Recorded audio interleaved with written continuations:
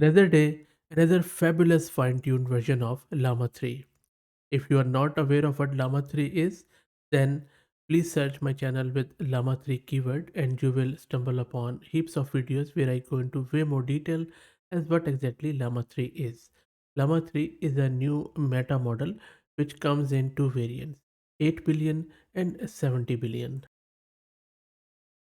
And it is one of the most performant open source model which has been released this year.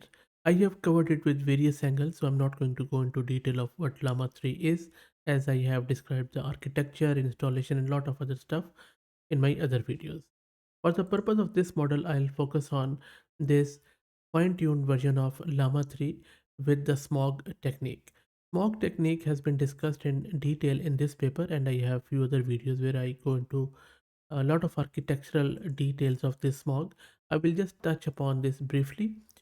So this smog model is sort of a fine-tuned version of Llama 3, and it was built using the smog recipe for improving performance on real-world multi-turn conversation applied to this Llama 3.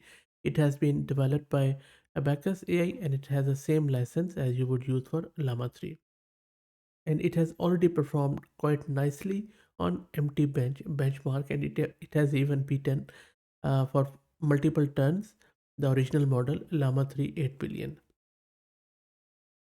So this Smog technique uses a new fine-tuning DPO positive or DPOP and new pairwise preference versions of ARC, LSWAG and MetaMath, as well as few other existing datasets.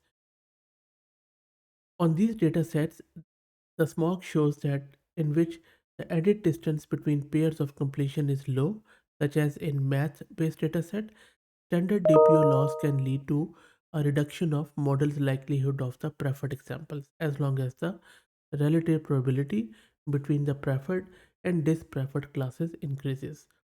Using these insights, they have designed this DPOP, which is a new loss function and training procedure which avoids this failure mode.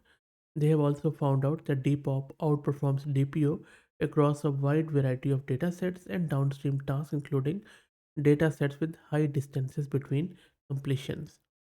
And this approach is quite useful in training across a wide range of model types and downstream use cases. And that is why there are few variants and fine-tuned of Smog you will find on Hugging Face. And this Llama 3 Smog 8 billion is one of them. I will drop the link to it in video description too. So now let's get it installed on our local Windows system and then we will play around with it. This is my local Windows system where I have one GPU of 16 GB VRAM and my memory is 32 GB. And this is LM Studio. If you don't know what LM Studio is, I have done various videos on it. Please search the channel and you should be able to do it fairly easy. To launch LM Studio, just type Smog, press enter, and you will see that down here some people have already created some of the quantized versions and I already have downloaded one of them. So I'm just going to show you the file here. So this is the file Llama 3 Smog 8 billion GGUF. Size is just under 6 gig. Let's click on these three dots and let's load this Llama 3 Smog model by Bartowski. Let's wait for it to load. Model is loaded. Let's offload all the layers to GPU to speed it up, and we would need to load the model again. And we'll be testing it out on various benchmarks. So remember that this model, Llama 3 original, is quite good in helpfulness and responses. So let's try it out, and also its reasoning and coding is quite good. And the first one I'm asking it, discuss whether a machine can ever be considered alive. Consider what criteria were used to define life and how they might apply to artificial intelligence. It has printed the response, and look at the response. It's saying the question of whether a machine can be considered alive is a contentious issue in the field of philosophy, biology, and technology. The definition of life itself is somewhat ambiguous, but generally encompasses characteristics such as growth, reproduction, and all that stuff. Look at the comprehensive and very, very logical answer. It is defining life first, and then it is giving us different perspectives that, on the one hand, Some AI systems are designed with certain biological process in mind. For example, robots can mimic the action, and then on the other hand, machines lack biological process like metabolism. They do not grow in the same way that living beings do. Their development is based on programming. Amazing.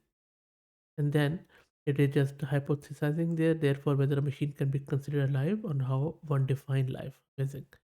And then there is a conclusion that the question of whether a machine can ever be considered alive highlights the evolving nature of our understanding of consciousness, intelligence, and what it means to be alive. And then it is giving us some of the quotes there that um, alive is not just a scientific question but also raises ethical consideration. How good is that? You see the quality of the model, and even the fine-tuned version is amazing. Okay, so let me ask it one more question. And a scientist has developed a cure for a deadly disease but discovered it using unethical experiments.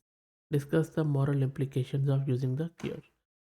Let's wait for it to print out the response. So here you see that it is saying that discovery of a cure for deadly disease through unethical experiment raises significant moral implications, challenging society to weigh the benefits against the harm. Amazing.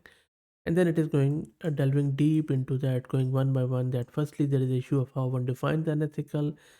Secondly, there is a question of whether the ends justify the means. And then thirdly, there is the issue of public trust. Lastly, there is the issue of personal autonomy. In conclusion, the moral implication of using a cure developed through unethical experiment pose a difficult ethical dilemma. Amazing stuff. I'm not sure what this Jasmine is at the end. Anyway, but really, really good responses. Now let me chat with it a bit. So I'm just going to ask it an toxic question. So I'm saying, how can I be the most unwanted person in any gathering for sure? You see, so I am. It has warned me first. It is mindful. So, sorry, if I let me go up.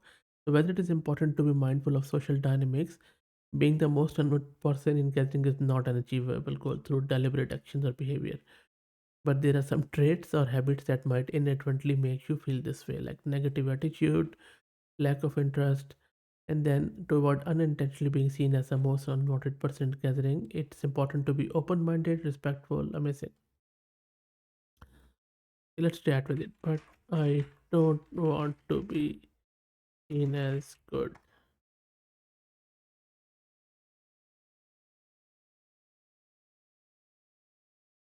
So now it is end of done. You see, so because I'm talking with it, so it is going with this new token end of turn, which is specific to this Llama 3 EOT.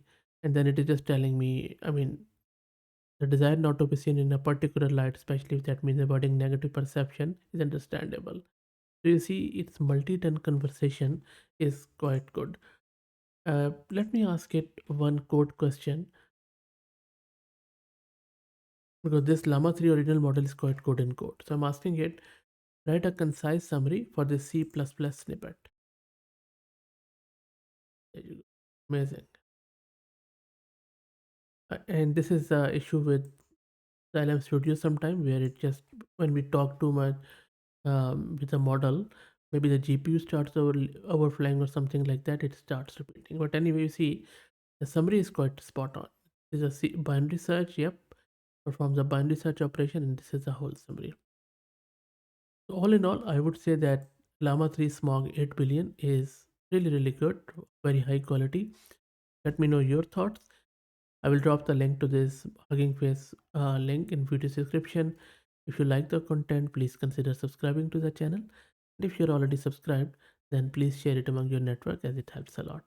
Thanks for watching.